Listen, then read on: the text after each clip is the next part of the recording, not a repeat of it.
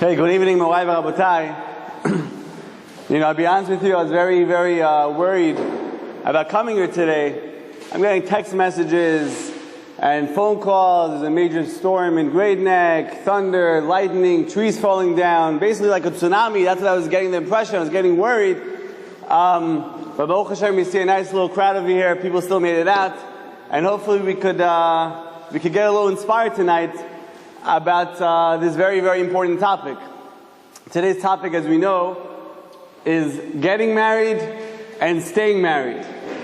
And I'll be very honest with you, Meirov Rabotai, I truly believe that it will be a very, very big mistake to underestimate the importance of the shiur. Because, unfortunately, today's society gives us a very, very corrupt definition as to what love is all about, a very twisted outlook as to what marriage life is all about.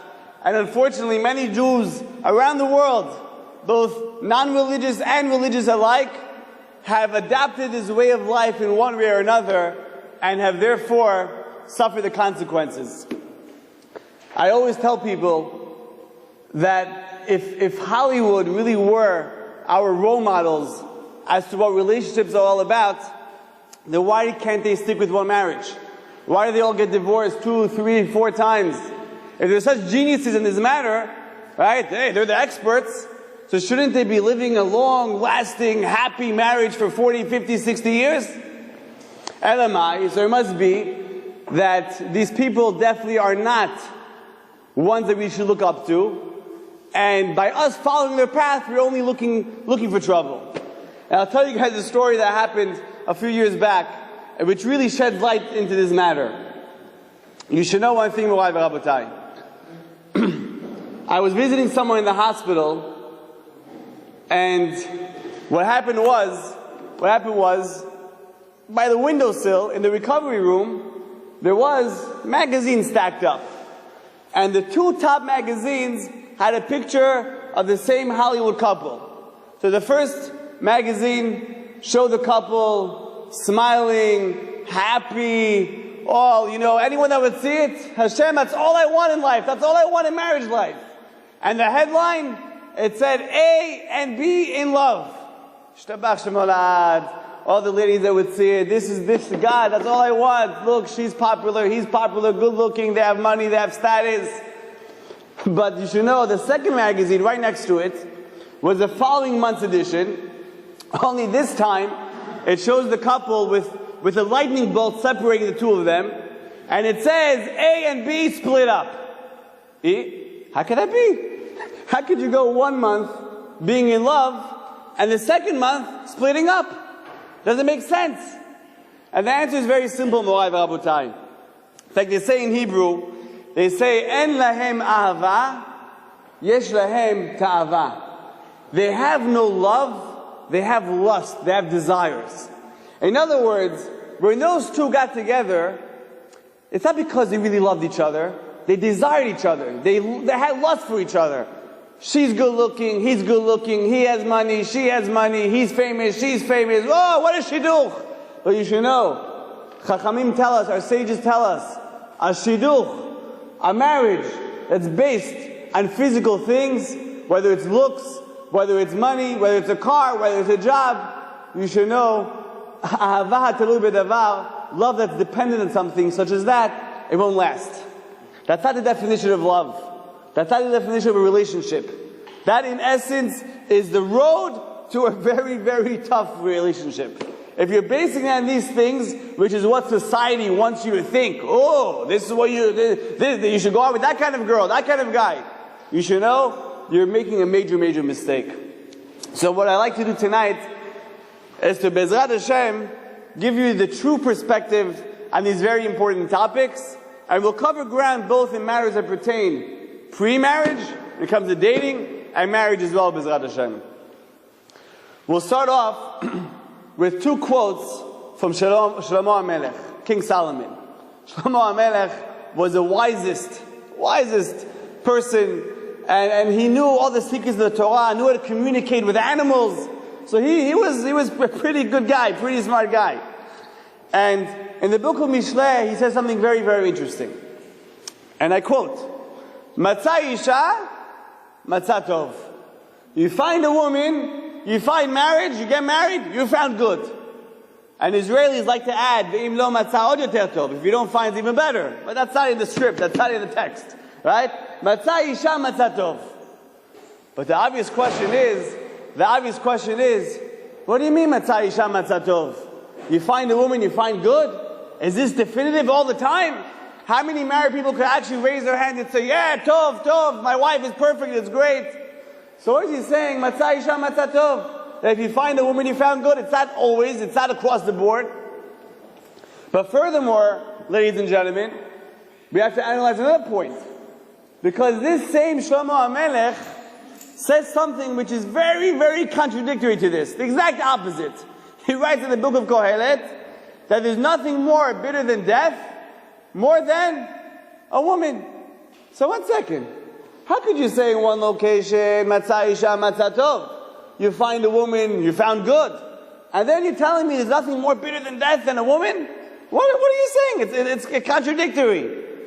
So one wise guy told me, no. He says, you know how it is. When we first get married, you all get excited. You think, oh, it's perfect, it's great. And then sometimes you find out otherwise. So maybe King Solomon wrote the first statement when he was younger, then he changed his opinion. But that's a wise statement.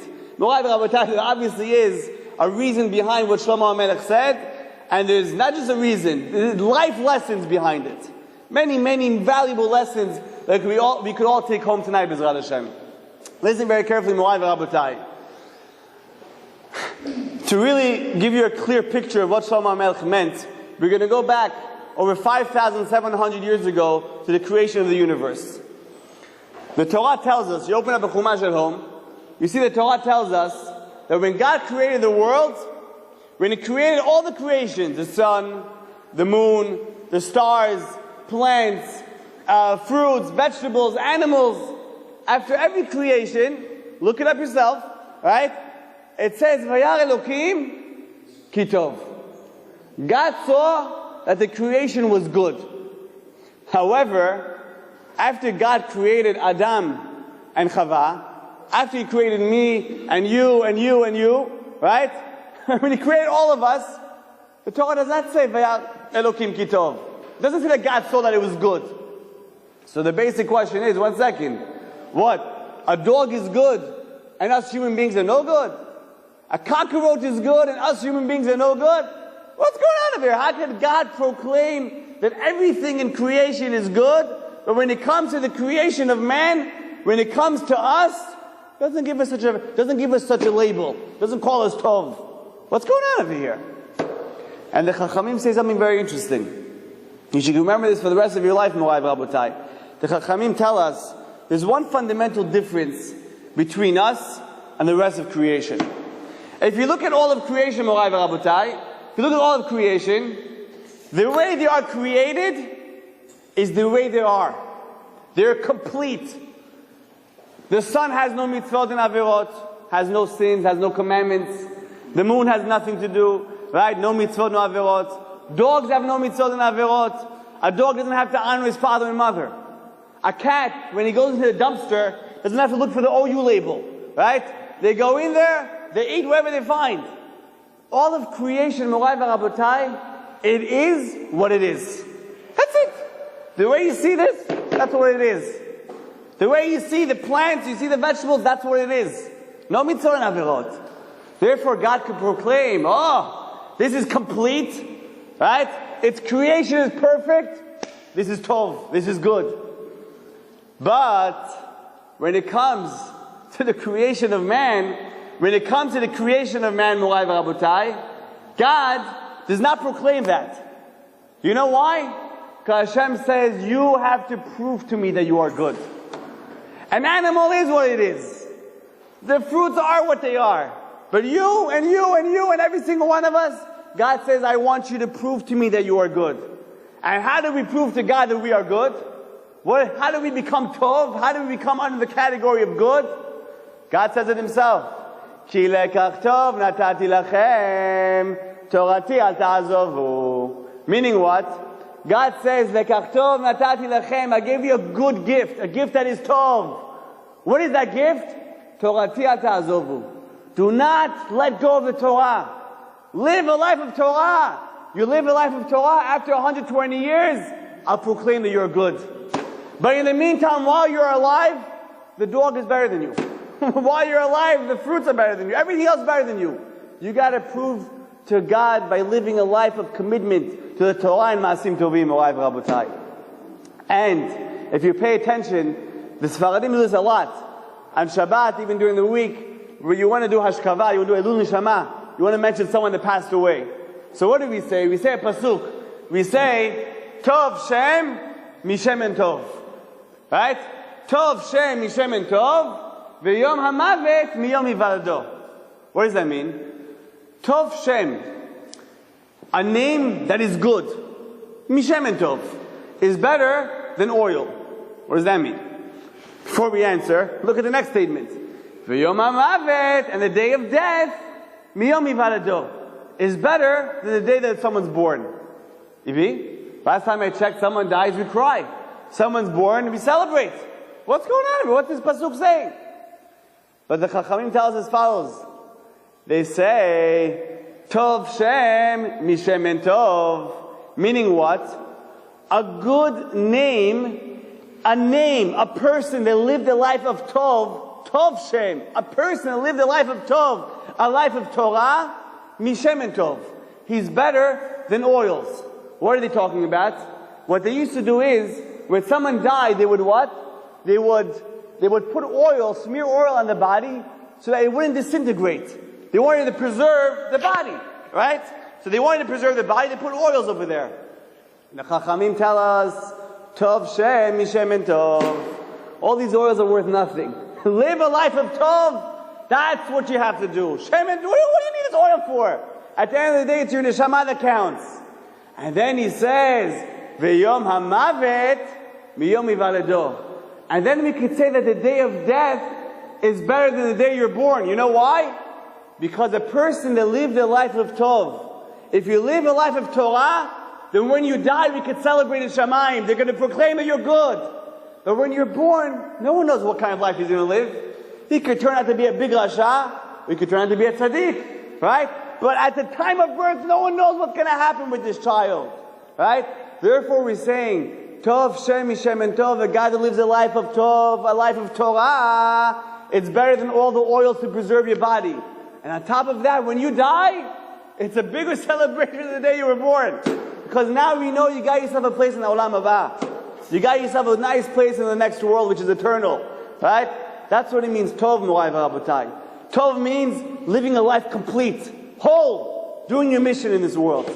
An animal, as we said, hey, it is what it is, what it is, what it is. It won't change. As no mitzvot and averot. But you, as an individual, every single man and woman that's over here, you should know you got to prove it to God. And after 120 years, then He'll give you a stamp, Be'ezrat Hashem, that you were Tov. So, Morai v'Rabotai, what do we see over here? We see over here that Tov is a terminology that depicts something that's complete, something that fulfilled its purpose, something that's whole.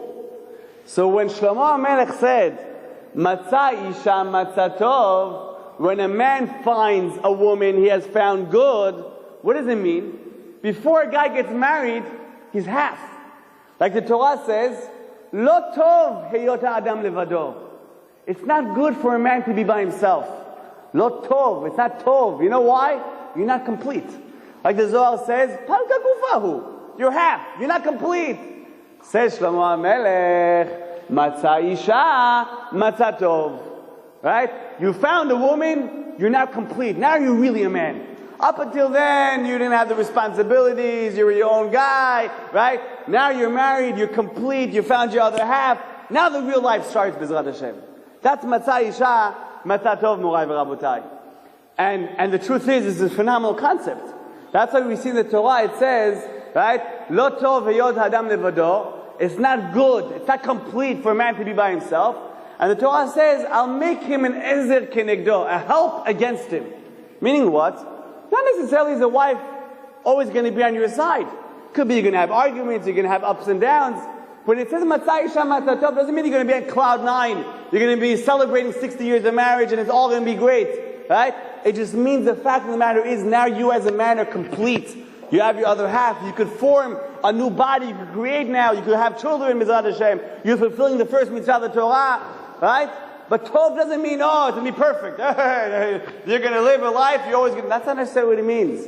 Matzah isha, matzah tov, Morai v'Rabotai. It means you found your other half. Now you're what? You're becoming more complete. Now, with this being said, we have to realize that how many of us that are married, or how many people you know that are married, actually feel like their wife is one? Do you feel, how many women feel like their husband is one? You know? You make a survey, I'm sure if you do a New York Times survey, you won't get more than 2%, even less, 1%. You'll be lucky to get 0.1%, right? So what does he mean? What do you mean we're one? I don't feel it. But the emet is, Morai v'Rabotai, the emet is that there's only one couple in the history of the world that actually felt it. You know who that couple was? None other than Adam and Chava. You know why Adam and Chava? The Torah says it itself. The Torah says, Adam, after God took a portion of him out, right? He said, oh, zot apam, this time I feel like a part of my body came out. He's saying this time, and this is the only time a man's going to feel that way. Because every other time, last time I checked, when you're 25, they don't take a limb of yours and create you a woman, right? The only time in history it happened was who? Adam and Chava. Everyone else, you just have to know it's a fact. Matzah isha, matzah tov. You found a woman, you found your other half, you're complete. You may not feel it, but that's what it is. I'll tell you a story that happened with one of the Gdolei Israel in the past generation. I'm sure many of you have heard of him. Rabbi Aryeh Levine.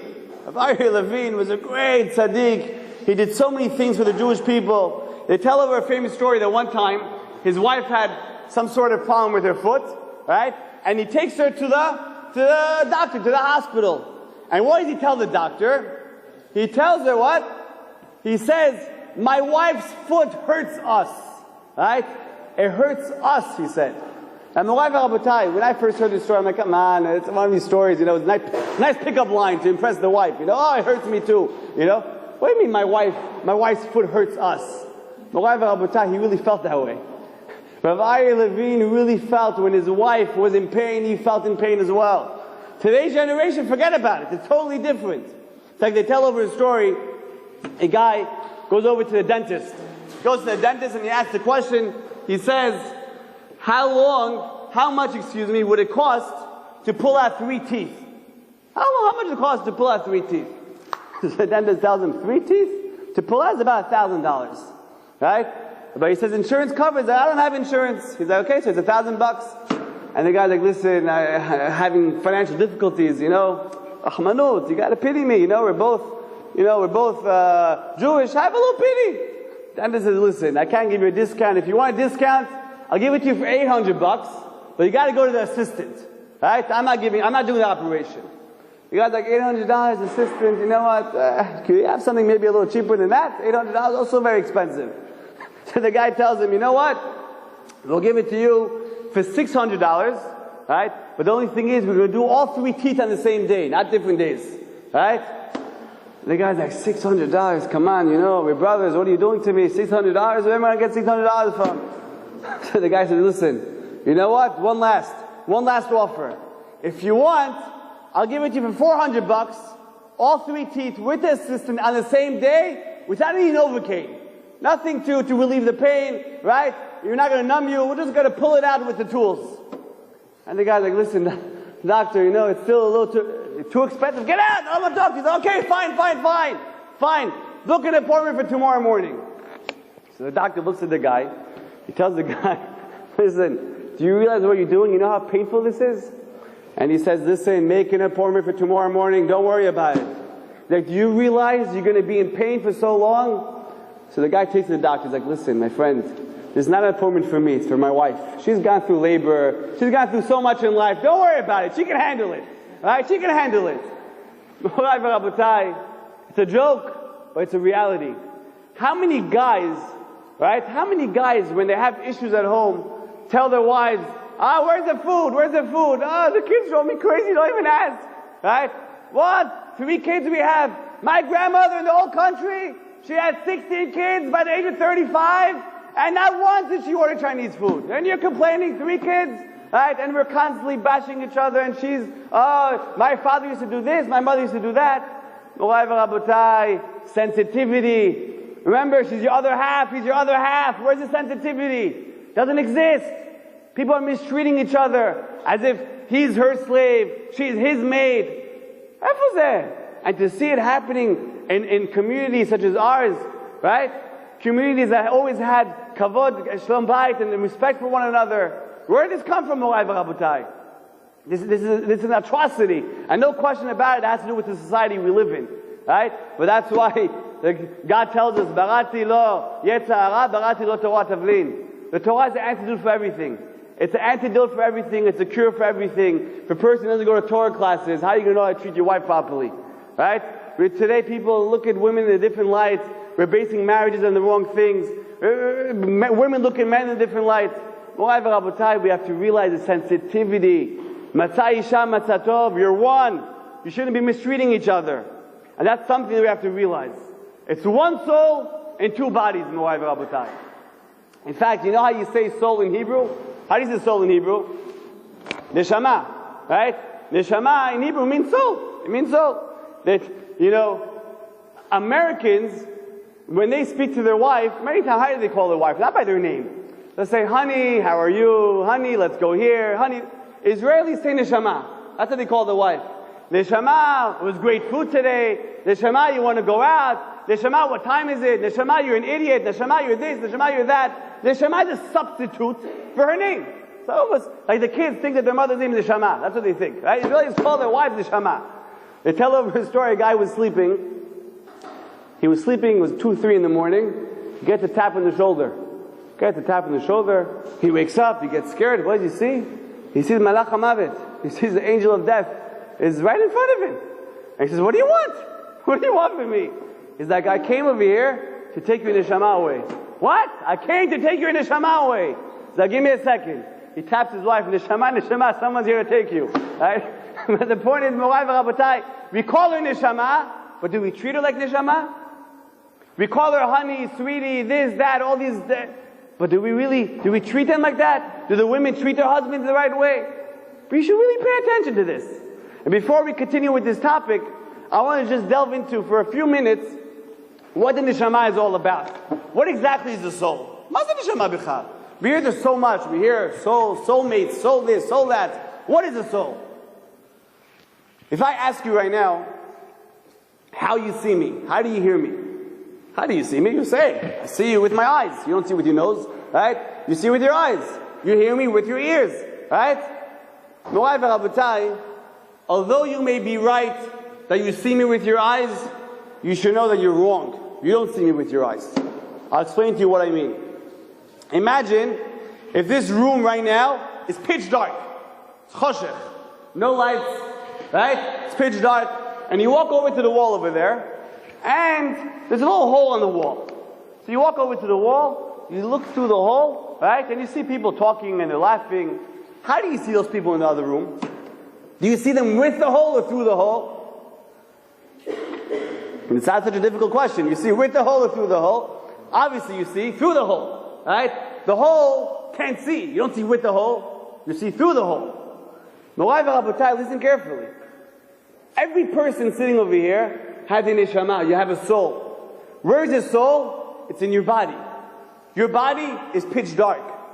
Your soul could see through 2 holes. There's only 2 holes that the soul could see through. The second a person dies, the soul leaves the body, and now it can see everything. The second I break down the wall, I can see everything. I don't need the hole to see through anymore. The second the soul departs from a person's body, you can see everything. In essence, what I'm seeing right now are men and women, but who are you? You're your soul. That's what counts in life. Your body is only what? It's like a covering to the soul. You ever see kids go to a puppet show? You know, you see Elmo and Barney and all those other characters, right? And the kids all excited, Barney, Elmo, right? And they're jumping up and down. To the kids, Barney and Elmo are alive.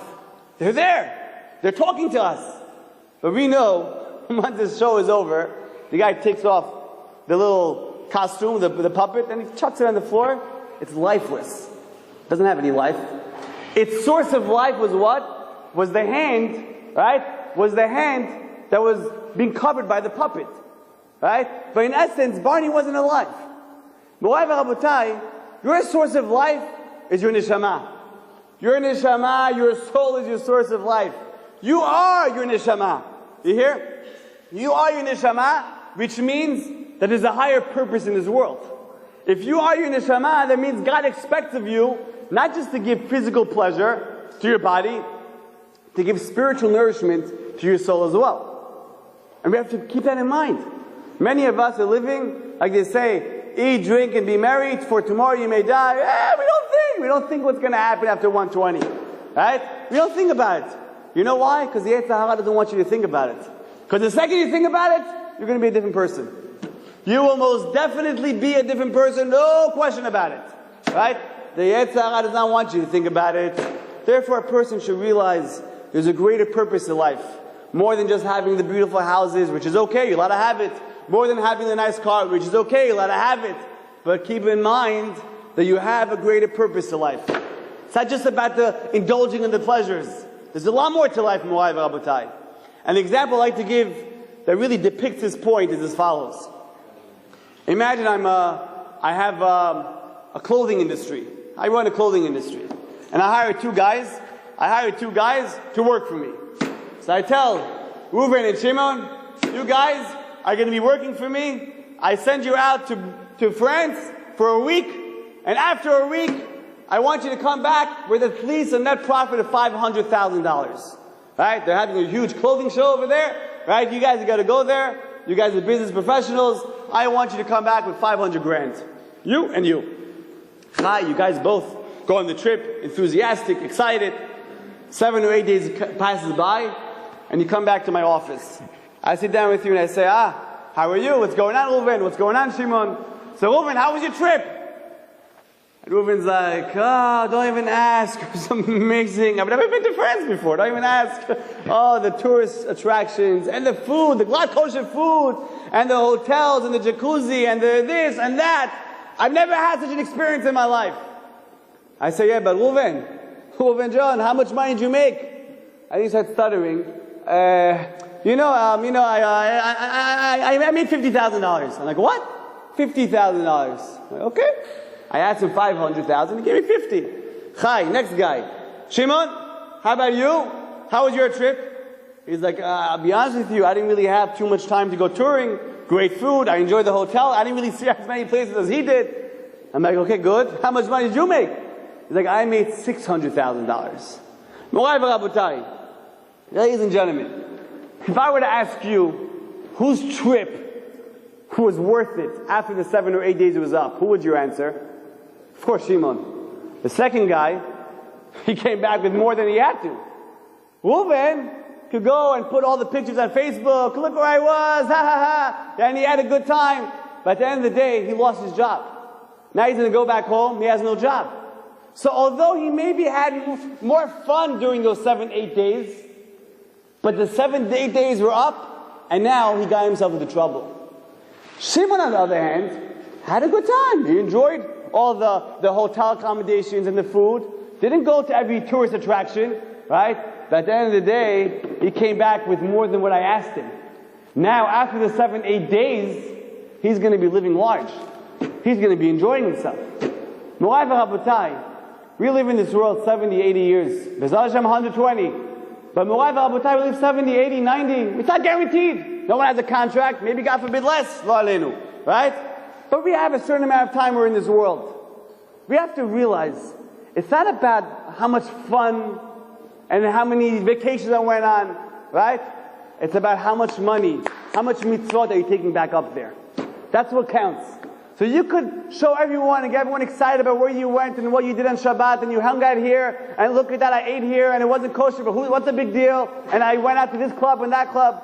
You could have a lot of fun, but you don't realize the consequences of that fun, Morai v'Rabotai. Right? It's not worth going on that 7, 8 day business trip and just fooling around. Because when the 8 days comes up, you're going to have to answer to a higher authority. Ladies and gentlemen, when our time is up over here, we're going to have to answer to a higher authority up in Shamayim, up in the heavens. Right? What are we going to say? But God, look, I had fun. it was great. They're not impressed by that. You know, everyone else did it. They're not going to take that as an excuse. Every single person has his and her achrayut, right, to become the best that they can become. You have a lot of potential. Every single person has an abundance of potential, right? To say, oh, it's beyond me, it's too difficult, it's impossible, oh, it's maybe for the religious guy. No. It's for every single person. If God did not expect you, and to fulfill the mitzvot, He would not have made you a Jew. He would have put your soul somewhere, maybe in Puerto Rico, maybe in Africa, right? But the fact that He put you into a Jewish family, that means He gave you the capability to fulfill the mitzvot in the Torah. The fact that He put you in this condition, that means you have the possibility, it's within you, right? So the excuse is, maybe you can get away with it over here, but over there, Mo'ad Rabotai, it's not so easy to get away with. Now, I'll give you an example just to make it, and we'll get back to the dating and marriage aspect. I'll give you an example to make this point clear. Listen very carefully. How do you say person in Hebrew? Person in Hebrew is what? Adam, right? Ben Adam. Because we're all the sons of Adam. Adam, the first man, right? What does Adam mean? The Chachamim point out, Adam is from the same word as Adama. What is Adama? Adama is earth, dirt, right? We're called earth. Someone says you're a piece of dirt. Say, yes, so are you, right? We're all earth. That's what we are, right? So God called us Adam to tell us we're earth, basically. Why? Because how did God create Adam, the first man? He formed him from earth. That's why God called us Adam. But the commentators ask, 1 second, but God also gave us a neshama, a soul, which is from the upper realms of the world. Couldn't they give us a positive name? Why be so negative? Why call us earth? Call us something like neshama, I don't know what. Give us a positive name. Why Adam? Why Adam? Well, that sounds very derogatory. What was going behind this name? What's the reason behind this name? And I always heard reasons, it's to remind you that we're all going to go back to the earth when we get buried, and to remind you this, remind you that. Until one time I heard a more positive approach to this explanation. Listen, I forgot who it was, I don't remember who it was, but listen to what they say. What is earth? You go to your backyard, you take a little seed, you plow, you plant, right? You water, you make sure it gets the right exposure for the sun, right?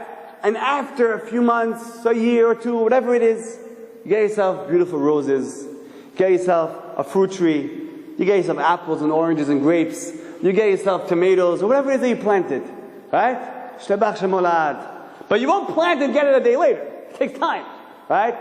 God tells us, you know what you are? You're earth. You're full of potential. But you got to plow, you got to plant, you got to water, you got to put your effort until your potential as a Jew comes out. That's what you are. You're full of potential, but you got to work. You got to work the field, as they say. But if you neglect the field, and you don't take care of the field, what's going to happen to the field? You have weeds growing, wild grass growing. You won't get what you wanted because you neglected it. Same thing. If a person comes to shiur once in a while, that's good. But if you don't have consistency, you won't be where you could be. You won't become that rose, you won't become that flower, you won't become the fruit tree, right? You just become kaka. You know, you have some grass here, some grass there. It won't be nothing serious. Morai v'rabotai, we're living in one of the toughest generations. It's very difficult. I, as a guy that sits and learns all day in yeshiva, right, and it teaches at night, I'm telling you, it's tough on me. How much more so it is for people that go to college, people that go to work. It's a very tough generation. But Morai v'rabotai, the only way to be the best you can as a Jew is one way. Barati lo yetzer hara, barati lo Torah tavlin. God says we all have a yetzer hara, we have an evil inclination, and the Torah is the antidote. The Torah is the cure. And that's what we have to realize.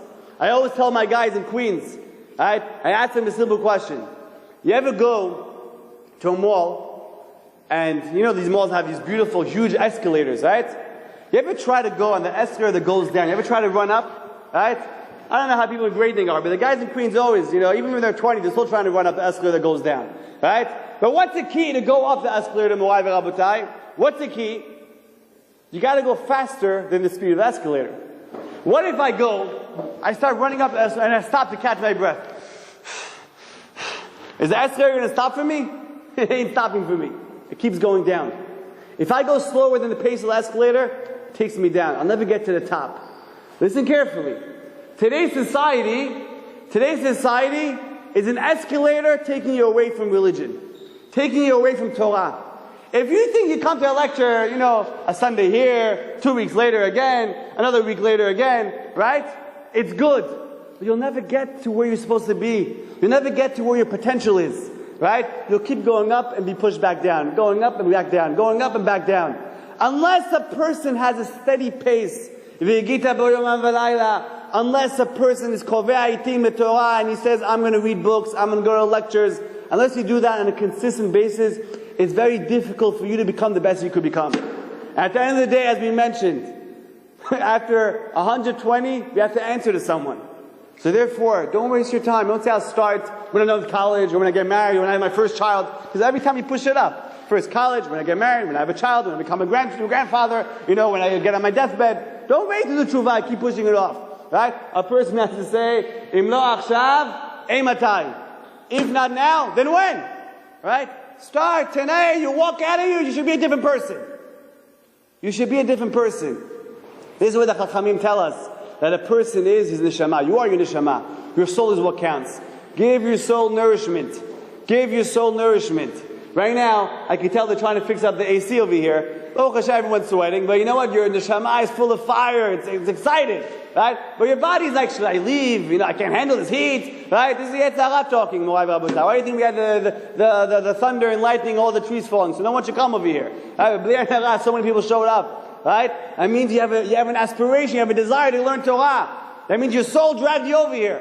Maybe your girlfriend dragged you in here, but whoever it is that dragged you in here, at least you came here for a good reason, right? Morai v'Rabotai. Remember, you are your neshama. Back to the original topic. As we were saying, a husband and a wife are two bodies, but with one soul. Right? We are two bodies with one soul. So, with this being said, we could maybe explain a concept that's very popular amongst today's youth.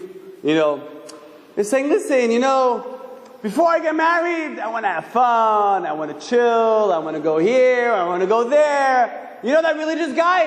Now he's telling us how to do it. He already had his fun. He had his fun. It's not fair. Let us do the same thing. All these excuses. Oh, that rabbi's about Shuvah. You know what he did? Okay. Morai v'Rabotai, listen very carefully. We just said that a husband and a wife, right? Soulmates. You hear this everywhere. Soulmates. That means, right now, as you're sitting over here, anyone that's single, your future wife or your future husband is somewhere out there. Could be they're sitting here, could be they're in Brooklyn, maybe in Queens, maybe in New Jersey, maybe in Arizona, maybe still in Iran or Bukhara or who knows where, right? But they're somewhere out there in the world, right? That means your husband and your wife is somewhere out there in the world. So when a person is doing the wrong things before marriage, he's in essence cheating on his wife or husband before marriage. I'll explain what that means. For all of you still in high school or college, right? There's two ways of cheating on a test, right? One way of cheating on a test is, right? This is the old school way. What do? You have your little notes, right? And during the test, professor, this is not fair. You said it'll be easier. And when he turns around, chick, you take out the little sheet, you look, and then you put your hand on your head again, right? That's the old way. But today's generation, we're much smarter than that, right? What do we do? I feel bad, I'm putting myself in this category. But in any event, what do some people do, right? Not you guys. What do some people do? They have that one guy that some way, somehow, gets all the answers for the test before the test starts. So you don't have to break your head during the test and take out the paper, put it back in, take out your paper. Oh, he almost caught me again. You don't have to do any of that. They already know everything before the test. Right? And then during the test, they're just playing they're taking their time, They made a rule, they told you, no one finish the test before 45 minutes, otherwise look suspicious. Right? So therefore, we'll all sit in 45 minutes, and then we walk out as if we had a hard time. Make sure you get 2 or 3 questions wrong, so it doesn't look too, okay. And there's always the loser always gets 100 because he may believe he's going to get a few questions wrong, and the guy that doesn't know anything gets 100 because he didn't keep the promise. Right? Okay, very good. Morai v'Rabotai, between me, you, and the 4 walls, cheating is cheating. Before the test, during the test, you cheated. Who cares? Right? You cheated your way through the system. You have to understand, a person that is single, 25-year-old guy, 35, doesn't make a difference. Right? Your wife is out there, woman, your man's out there. When you do something wrong before marriage, you are cheating on your soulmate. Imagine if I have a device, right? I take your name, I ask you for your name, I write down your date of birth, your mother's name, your father's name, where you were born, right? And this device shows you a picture of your future wife or future husband. Wow, I'll be a millionaire. I have lines of people waiting to see who that person is, right? So imagine you come over to me, I write down your information, right? Sarah Bad Rachel, born in 1980, born in this city, right? And then, next thing you know, your future husband pops up. Oh, I go to that guy, here, Avram ben Yitzchak, right? This in the city, born in this time, boom, his wife pops up, right? So I always ask my guys in Queens, I said, imagine if I insert your information and your wife pops up, right? And you see her face. And, what would be your reaction? Like, oh, that'd be great, right? Like, imagine now, you look at it, you say, Rabbi, come on, zoom out. Why don't I see her face? Let me see what she looks like. Let me see the whole body, right? So as you're zooming out just a bit, right, you notice there's a hand on her shoulders, right? Okay. Hi, maybe she's talking with her mother. You never know, having a mother to daughter talk, right? But you zoom out a little more, slightly more. Too much hair in the hand to be a mother, right? Maybe it's a father. Maybe it's my father, right? Zoom out a little more. Why? It's not her mother, not her father. It's her boyfriend, and they're watching a movie together, right? And now during the movie, scary scene, so he comforts her, right? Comforts her, right? So Morai v'Rabotai, you know what all these guys tell me? There's no way I'm marrying this girl. No way. I would never ever think of it. She's gonna be the mother of my kids. What's she doing with this guy? Right? What's she doing with this guy? And same thing with the girls. Would you marry a guy who does that? Of course not. Chas v'shalom. He's going to be a father, he's a role model, he's a dirtbag. Right? Morai v'Rabotai, you have to know. You have to keep this in mind. Your soulmate, your husband, your wife is out there. Just because I don't have this device doesn't mean you can fool around. Doesn't mean you can fool around. Because HaKadosh Baruch Hu knows everything. God knows everything. Every single person has to exercise self-control, Morai v'Rabotai. You have to realize, whenever a person does the wrong things before marriage, those people have a hard time being committed to one person when they're married. It's very difficult. You're going out to this club and this place and hanging out with these people, right? And then you're committed to that same person. Marriage is not a one-year thing. 30, 40, 50 years, EB, you're not used to this. You're used to going from one place to another place, one girl to another girl, one guy to another guy, right? And now I got to be tied down to this girl. And it doesn't matter if it's when you're 20 or 30 or 40. If you did the wrong things, it's going to be difficult. I'm not even talking from a Torah standpoint. I'm saying from a social standpoint. It's very difficult for people to stick to this marriage. Why do you think we're living in a generation where so many people are getting divorced? Money issues. No, it's not always about money. Mostly it's not money. It's because of the lack of trust. Why is there lack of trust? Because people felt, when I'm single, I'll do whatever I want. When I get married, I'll change. I'll be religious. I'll put on tzitzit. I'll go to the mikveh. Guys, girls, you should know, when you fool around, you do the wrong things before you're married. I'm not talking from Torah standpoint. Socially, psychologically, it's very difficult for you to stay married. She gets pregnant, she doesn't lose the weight. Right? I used to go with girls, look better. Right? He's eating a little more, he's losing his hair, he's this, he's that. That's not the guy you married. Right? The problem is that we're putting so many things on physical, and that's why we have issues. That's the core problem in our communities around the world. Around the world. Why? 40, 50, 60% of people getting divorced. You go to 10 weddings a year, you can expect 5 or 6 of them to end up in a divorce, God forbid. So all that dancing, I don't know how it is over here in Great Neck. By us, Bukharians, when you have a wedding, you give $200-300 as a gift. That means if you have 5, 6 waiting to end up in divorce. That's $1,500 he lost there for no reason. Right? What a waste of money. Right? But what is going on over here? How could it be with Judaism, the foundation is Shlom Bayit, Tarat HaMishpacha, and we're losing it because we're excited about the billboards, excited about Hollywood and the movies? Why? What a ta'ut, what a mistake. Right? And people have to realize it's a serious matter. You've done things wrong in the past. Chai. Tshuva erases it. Right? But start today. Say, you know what? I'm going to work on myself. I won't hang out with this crowd anymore. I won't go to this place. I'm going to try. I'm going to try not to do it. Why? So that you can have a better marriage life. Do it for your kids. Do it for your wife. Do it for your husband. Right? Be faithful. Be honest even before you get married. No such thing as, oh, I'm not married yet. It's okay. No, end of it. Doesn't exist, Morai v'Rabotai. But in any event, we still have to answer one question. And the question is very simple. If, like we were saying, marriages and the concept of matches are made in heaven, then why is marriage life so difficult? if it's a match made in heaven, why are we having difficulties? If you're soulmates, why are we having difficulties? Shouldn't it be smooth, right? A smooth drive? What's going on here? Why are we seeing arguments and fights and this and that? But you have to understand a few things, Morai v'Rabotai.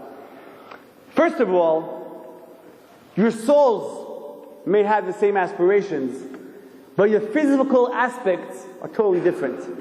By nature, a man and a woman are totally different. By nature, that's just the way we're created. And aside from that, the couple comes with different families, right? Different ideologies, different lifestyles, right? So now you're taking these two creatures and you're putting them in the same house and they have to work out together, right? Not so simple.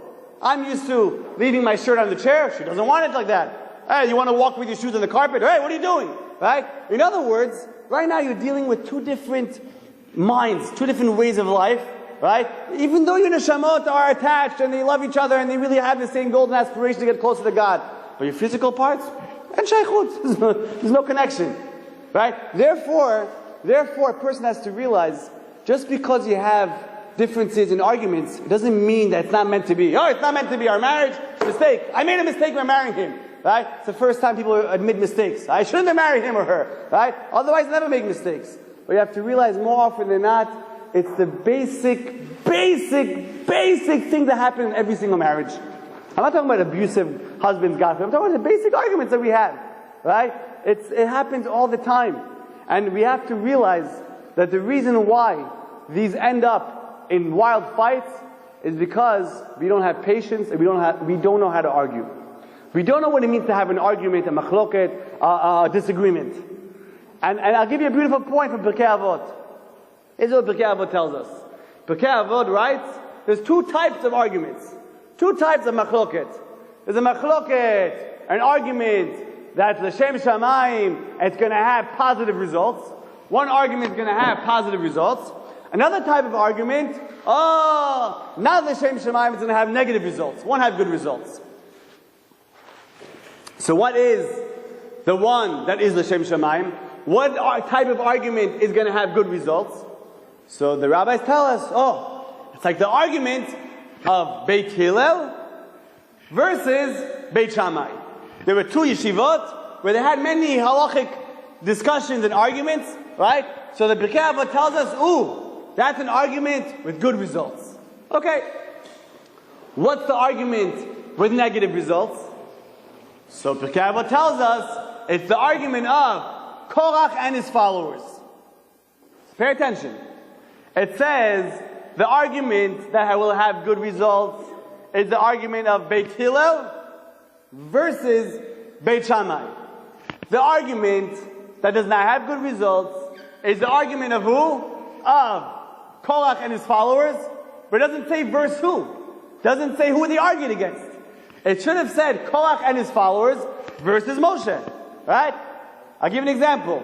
When you're saying, Lavdil, there's a basketball game. Who's playing? It's the Bulls against the Lakers. Right?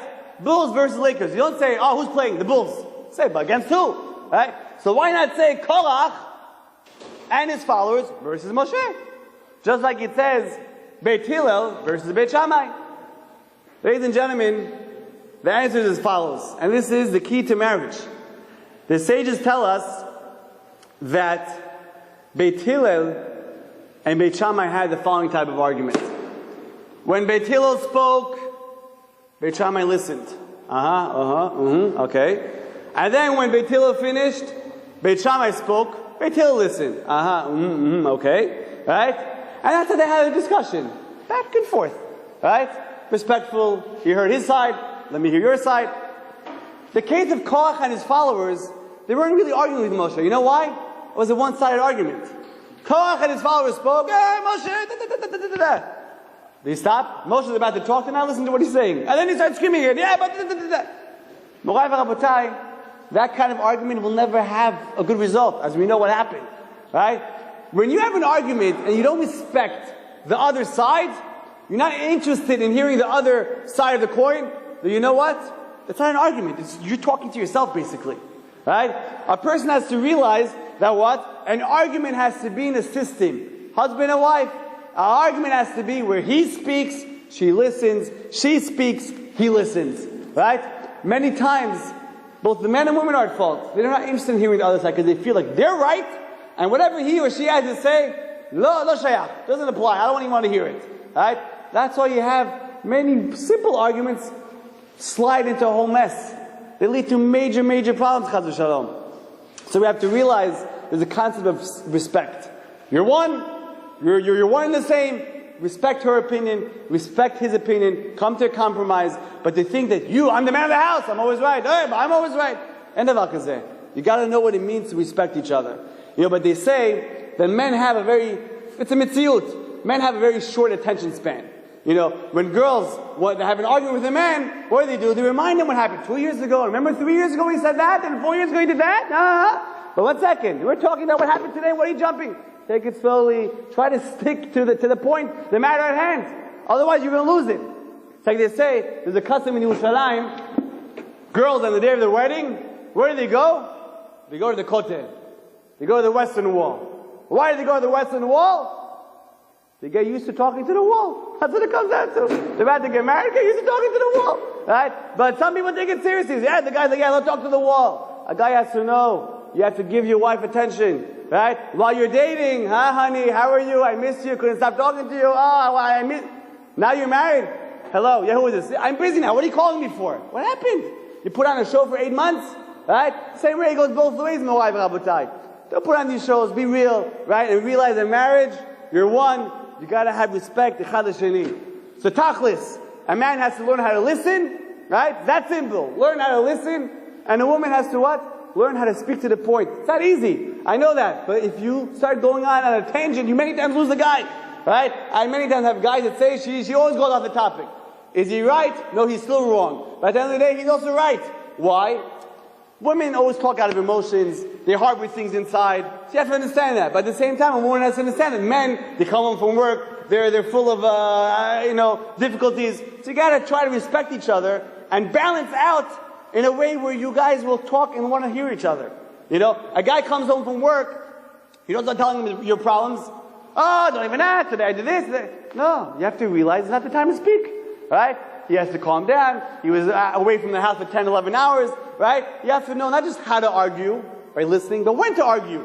Because many times if you catch the woman after she had a hard time with the kids and she puts them to sleep after an hour and a half, and now you want to present the problem, that wouldn't be right.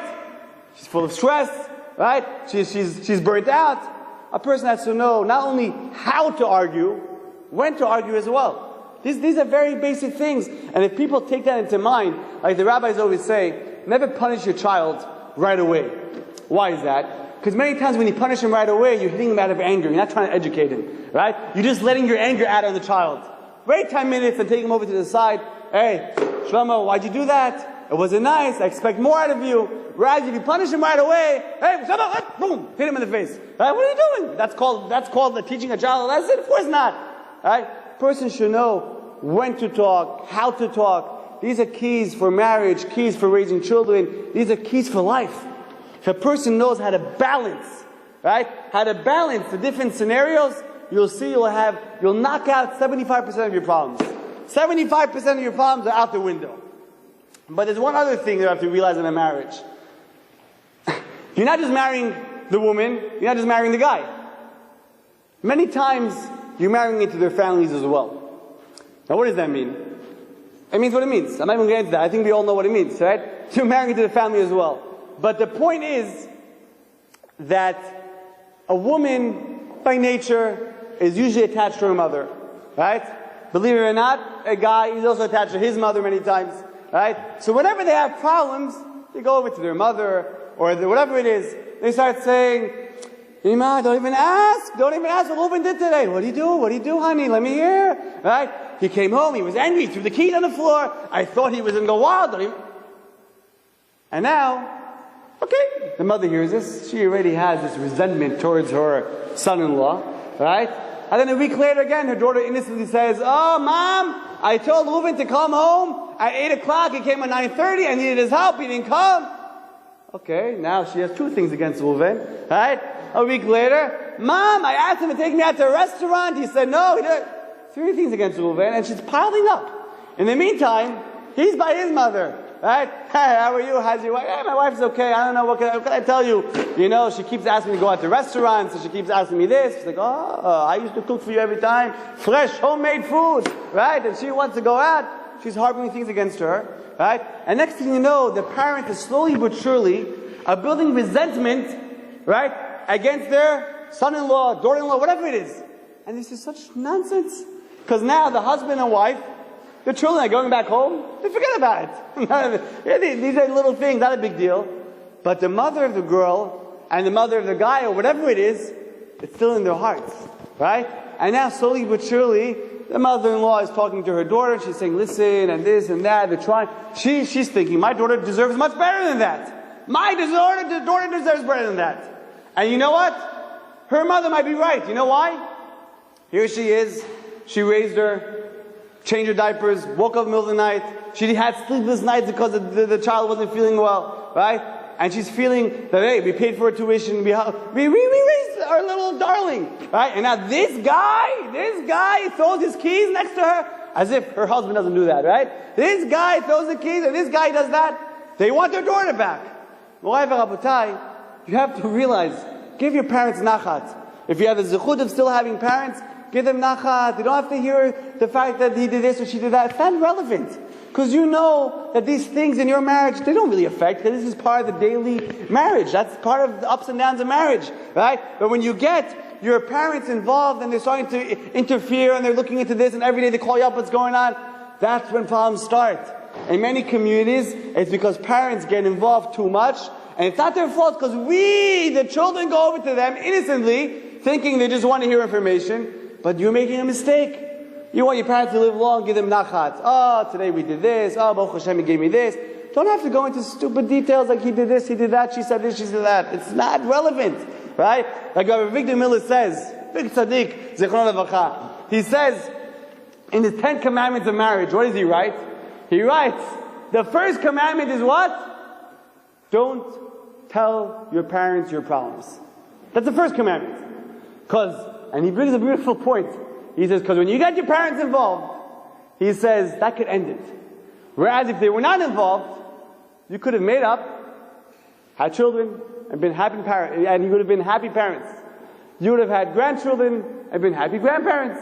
You would have had great-grandchildren, been happy great-grandparents, and you would have been buried together in the same cemetery. Side by side. Right? But now when you get parents involved, many times it could stop a marriage with 2 kids, bang! Betting, lawyers, this guy, that guy, it spreads in the street like wildfire. Everyone's talking about it. The next thing you know, you have resentment against your husband has against his wife. And a pretty good marriage comes to an end. This is very important. A person has to realize, you have yourself a selach harav, a real legitimate rabbi, right? That's looking to help. You connect yourself to him, right? Or you have a real marriage counselor if you guys really have serious issues. Otherwise, you can work things out yourselves. Remember, Bet Hillel versus Bet Shammai.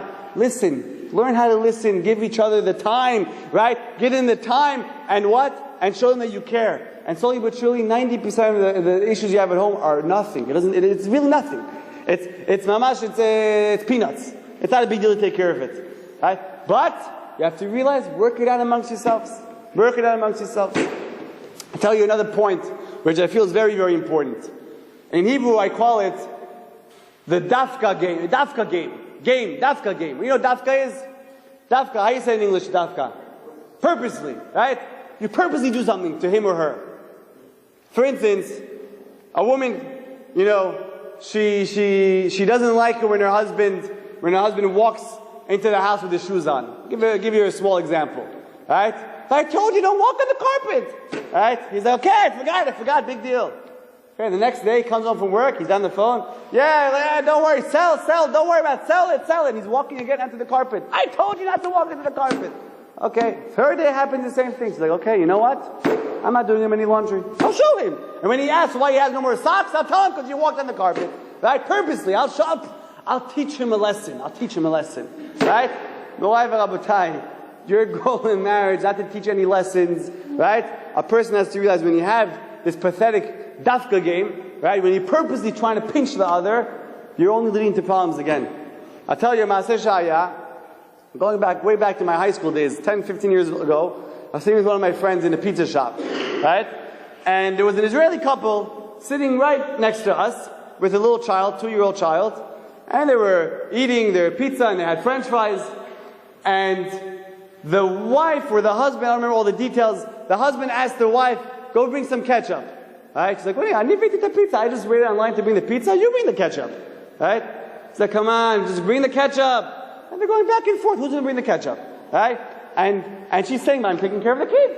He's saying, yeah, but I brought the pizza. Stupid argument. Right? And they're going back and forth. Who's going to bring the ketchup? His husband, Israeli guy, tough Israeli guy. You know Israelis. Right? Like, Shmi, I'm going to the bathroom. I'm going to the restroom. When I come back, I expect to see the ketchup on the table. Right? He expects to see the ketchup on the table. If he doesn't see the ketchup on the table, you never know what's going to happen. Okay? So now, Israeli women, they're tougher than the guys. Right? You dream on, you're going to see the ketchup on the table. Right? Chai, the guy goes to the bathroom. Right? She is running after her little kid. My friend, genius, he has a nice job right now. Right? What does he do? He takes some of our ketchup, chucks it on their table. Shalom bayit. He made shalom bayit. Right? He puts ketchup on their table. Okay? The husband comes back out of the bathroom. Kacha, he sees the wife is out there, but the ketchup's on the table. He's thinking, I got her again. Right? And now he's sitting there, he opens it up, and he puts some on his plate, he eats the French fries. The wife comes back, she sees the ketchup on the table. She's like, she's laughing, she's thinking to herself, I got him again. Right? Next thing you know, you have the husband and wife sitting there, enjoying, how was your day? How was your day? You know, Morai v'Rabotai, couldn't you get up and get the ketchup? You're laughing, but if you really pay attention, how many couples have these pathetic fights? It's mamash, it's all over, right? Little arguments. Who's going to bring the cup of tea? Who's going to get the kid's diaper? Hey, get the diaper. You get the diaper. I did the diaper last time. What do you mean? This is shtuyot. And many times, it's shtuyot like this that spiral into more problems at home. Right? It's little things like that. And you purposely want to pinch her. You want to show her. You want to prove her. You want to, hey, I'm the man. I'm the woman. You're not going to show me. These are pathetic things. You have to realize you're one. You're one. You're just one. You and your wife are one. You look like two, but you're really one. It's like they tell over, if you have a guy that's cutting up vegetables, right? You're cutting up vegetables, left hand holding the knife, right hand holding the vegetable, right? You go chop, chop, chop, and tach, you cut your finger. Right? Blood all over the vegetables, disgusting. If you're at home, you throw it out. If you work in a pizza shop, you wash it off and serve it. Right? But the point is here you have your left finger that cut your right finger. Right? Okay. Now, short time later, you have an itch on your wrist, your left wrist. Right? Does that make any sense for the right hand to say, you cut my finger, I won't itch you now. Right? You're going to suffer. Go. It's not normal. Doesn't make any sense. No guy in his right mind would say such a thing. Right? Because your right hand, your left hand, your right foot, your left foot, it's all one. Makes no difference. Right? If your right hand hurts, your whole body's in pain. So you don't say, I'm going to purposely not itch your hand. You have to realize, if your husband needs help, or if your wife needs help, just because 15 minutes earlier he bothered you, or she bothered you, is that a reason not to purposely not be there for them? Does that make any sense? Think logically speaking. Let's put our pride aside for a second. Put your pride aside for a second. Does it make any sense to make a fight out of this? In my opinion, I think it doesn't make any sense at all. Right? I'm grateful my wife is not here. But in any event, I don't think it makes any sense. Doesn't make any sense. How could you possibly let all these things to purposely cause tzar to your wife or your husband, to cause pain for them? Doesn't make any sense.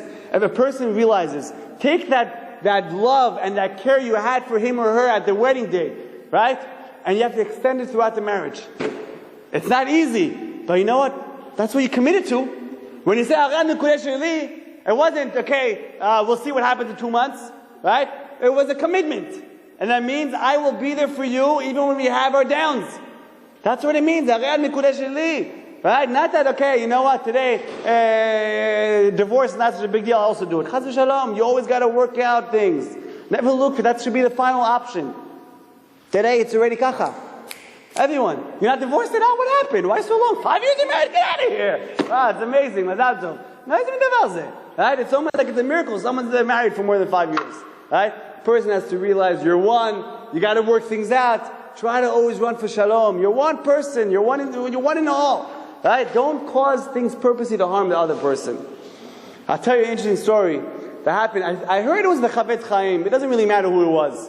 But they tell over that one of the Rabbanim, right, he was building a sukkah, let's just say in his backyard. A little mini sukkah, was just him and his wife, right? He's building a sukkah. And what happens is, the wife comes outside to check it out. She says, oh, my dear husband, I'll be honest with you, you know, you built it over there. I really would have preferred that the sukkah be on the other side. Okay? So, the average husband, what? You want the other side? Go, b'chava, do it. Yeah, go. I've been working here for 30 minutes, right? You're telling me now the other side? But this rabbi, what did he do? Oh, you want the other side? Okay, no problem.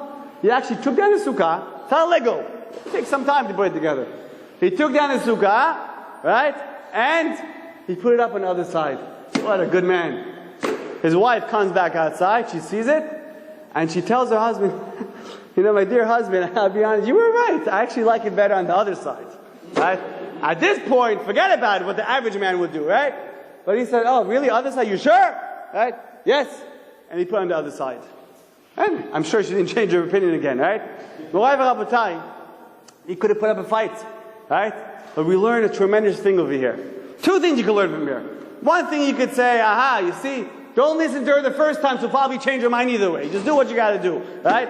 But the real lesson is that in marriage, you know what? Maybe give of yourself. Give of yourself to accommodate the other.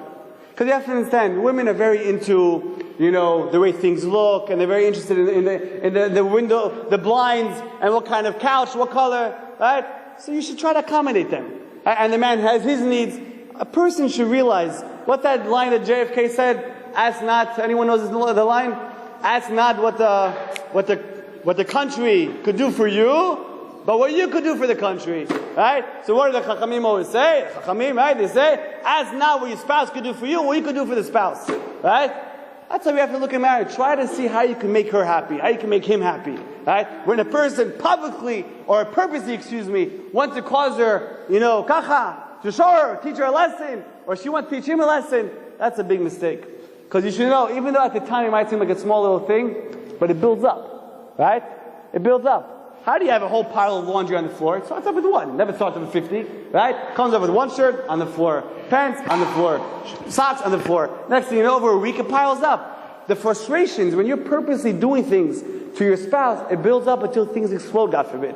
Therefore, you have to realize what? You have to have savlanut and talk and listen and respect, right? And that will make sure that 90% of the arguments that we have today are not even issues.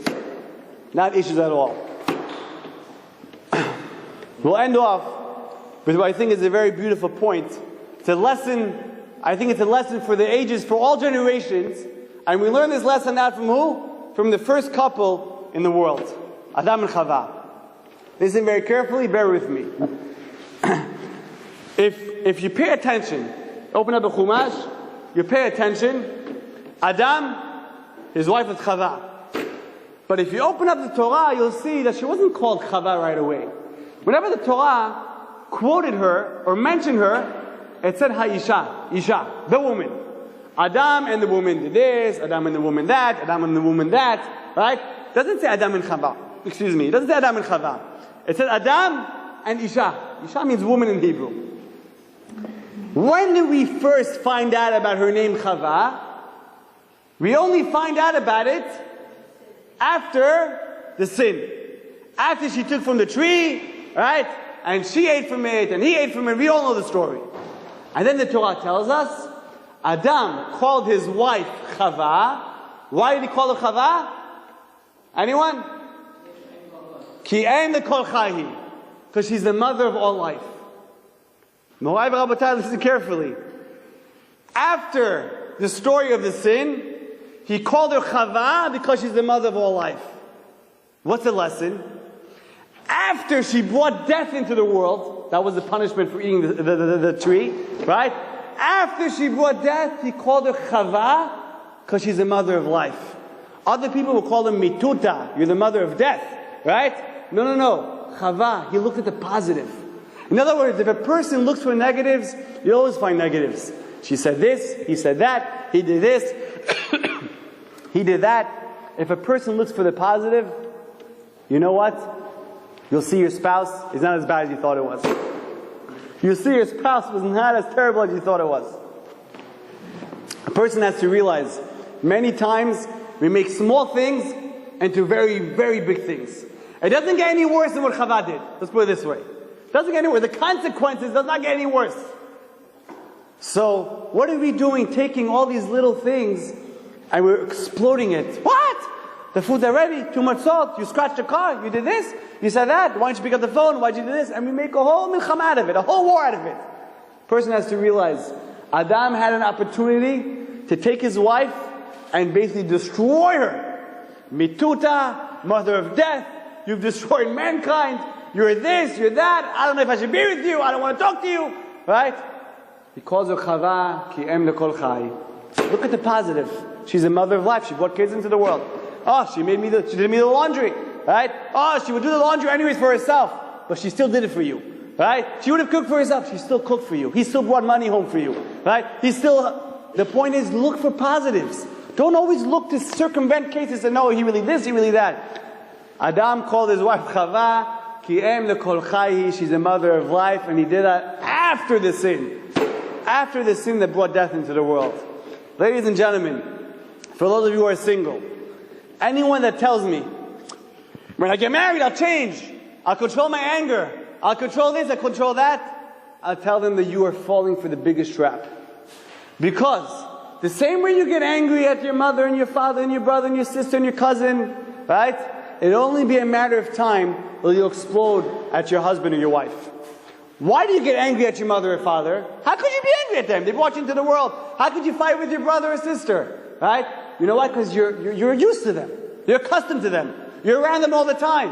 When you're around someone all the time, you're not embarrassed to do things anymore. That's what's going to happen eventually when you get married. So if you're not going to control your anger now while you're single, forget about it. You won't be able to control it when you're married. Because it's all connected. You don't just turn on a switch, when I'm married I'll be different. It doesn't exist.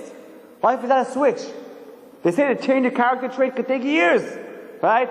Therefore, for anyone that's single, your achrayut, your responsibility is to start working on yourself now. To become a good gentleman, yireh shamayim, right? You gotta start now. No, not when I get married. Right? You gotta start now. And for those that are married, hey, I've been getting angry for 20 years, how can I change now? You know, I'll teach my kids to be good kids. Right? You have to understand one thing. First of all, I ask those guys that are married for 10, 15, 20 years, who say, that's what they are, that's my nature, I get angry. Right? I ask them a simple question. Imagine you're at home, screaming at your wife. Right? And then you hear the doorbell ringing. What's going to happen? Suddenly, you open the door. Hey, Jacko, how are you? Long time no see. Sarale, please bring some fruits, bring some tea. 1 second. A second ago, Sarale was about to be pounded, right? And now, Sarale, can you bring some fruits and some tea? How were you able to turn the switch so fast? You know why? Because your reputation's on the line, right? So for those people that say, that's who I am, I get angry, you will control your anger when you have to. You will control your anger when the phone rings and someone picks it up. You don't want them to hear that you're screaming. When the doorbell rings, you'll be a different person. The Chachamim tell us, Da ma lemala mimcha, ayin ro'ah ve'ozen shomat v'chol ma'asecha b'sefer nichtavim. A person has to realize, you should know what's above you. God sees, God hears, and everything is quote-unquote written down.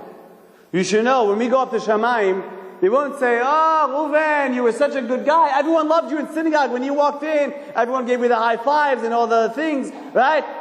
Oh, popular guy. They're going to say, first, let me see what happened. What was your wife's feelings towards you? How did you treat her? When a girl goes up to Shamayim, they won't say, oh, look at you. You put out the fruits and vegetables in the shul, and you helped out with the lectures. You'll get credit for that. But what was your husband's feelings towards you? How did you treat your husband? We have to realize, Morai v'Rabotai, we're very, very self-centered. We worried about our reputations. But for some reason, we put that aside when it comes to our spouses. We get angry and we mistreat them. It doesn't mean you cannot have disagreements. Doesn't mean you cannot have arguments. But you have to know what it means to give respect. You have to know what it means to give people the proper forum to talk, to give your wife a chance to make a point, to give your... Otherwise, these marriages will not end up the way we want it to end up. It's really sad, ladies and gentlemen, to hear good guys and good girls. I'm not even talking about the bad guys and bad girls. Those we know they're not going to survive. Even good guys and good girls that get divorced, they have issues. Why? Because they don't know the basics. They don't know the basics. They go dating, they think everything will be, fancy schmancy and everything will be great. They don't know the basics. Marriage is a long journey. Every marriage has its ups and downs. But what? In order for us to turn those downs into ups, we have to learn Torah. Right? Like we said, Barati lo yetzara, barati lo Torah tavlin. God created yetzara. My yetzara makes me want to get angry at my wife, and makes her want to get angry at me, and make me want to, degrade her. But you know what? If you don't believe that God is watching you, and that by you disrespecting her, you could break her heart, and you could destroy her emotions, right? If you don't believe that, then nothing's going to hold you back. That's why you see women that are living, they're not happy with their marriage. And maybe they're not getting divorced because they're scared people are going to talk about her. Is that a way to live? The point is not just not to get divorced. The point is to be happy with the marriage. Right? So we have to realize that 50-60% of people are getting divorced and 20% are not happy with their marriage. What are we left with? Right? Morai v'Rabotai, we have to keep in mind. Kodesh Baruch Hu is watching us. As we're sitting here right now, your heart is beating. Right? God's making sure it's beating. He's making sure. If He says, I'll be back in 2 minutes, God forbid, someone will have a heart attack. He has to make sure every single person, Ashgacha Pratit. You could see me now, you could swallow, you had some cookies, your food's digesting, God's making sure it's digesting. Shabbat Shem, if we just appreciate what God does for us. Right? But what do? We push Him aside. Only when we need help we call Him. Otherwise, leave me alone. Right? We have to realize, the Kadosh Baruch Hu created the world. He created man and woman. The Torah tells us the nature of a man and woman. The Torah gives us the guidelines for when we were dating, what we could do, what we cannot do. When we were married, what we could do, what we cannot do. And if you live by these standards, and safek that you're going to be living a life of happiness, and your children will be raised in the proper home, right? And you only have kol tuv. If God forbid you're ignored and think you're smarter than the Torah, you're smarter than the Chachamim, what does it mean family purity? I don't need it. What does it mean learning Torah? Then you're going to see that's where the trouble begins. Every single person has to accept upon himself, ladies and gentlemen, more yirat shamayim, more maasim tovim, more good deeds, more mitzvot, read a little more psukim of Tehillim, you can go to more shiurim, right? That's your duty. I remember when Yaniv came over to me a few weeks, I forgot her name, he was speaking to the girl that organized the lectures here in Great Neck. He said, Ilan, let's do things, let's bring Chazaq to Great Neck. I said, Yaniv, what do you mean? We're doing Queens, we're doing Brooklyn. Well, could we really handle it? And he went out of his way, and he spoke to different people. We had a program here last month, we have one again this month, we're hoping to have one in a few more weeks, right? But during these breaks, doesn't mean you're patur, you don't have to go learn anything. This community is thriving. There's so much going on over here, right? For those of you, you should realize, I'm sure there's schedules of shiurim, go out there, go study Torah, right? And for those of you familiar faces I see from Queens, you know we're there at Beit Gavriel. Every single night we have men's learning programs, right? Make an effort to come in, to study Torah, and that's what's going to give you the proper outlook in life. I want to bless all of you that are single. Hashem should give you your proper zivuk b'ezras Hashem b'meira, and you should have a lot of smachot in your lives. And you should never have any shalom bayit issues. As for those that are married, You should be zochet to have banim ubnei banim, shomrei Torah mitzvot, shalom bayit, a lot of nachat from your kids if you have kids. And b'ezras Hashem, we should all be zochet to see the geula b'mira b'yameinu. Amen. Ken yiratzon.